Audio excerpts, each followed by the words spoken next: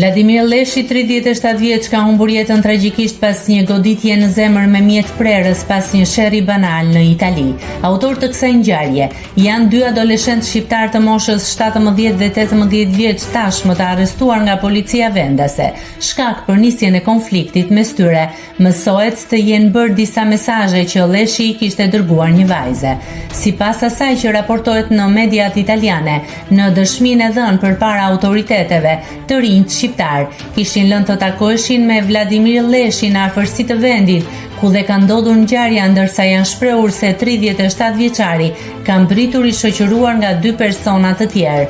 Në një moment midis tyre ka nisur një përplasje verbale, e cila më pas ka degraduar në përleshje fizike.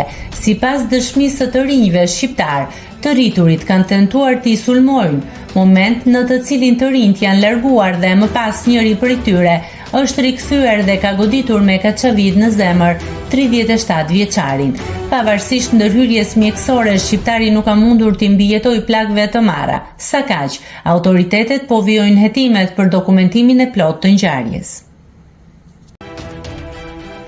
Nëse klikoni mbi butonin subscribe, do t'ju shfaqen të gjitha publikimet tona. Ju ftoj t'i bëni subscribe kanalit, të pëlqeni videot dhe të lini komentin tuaj.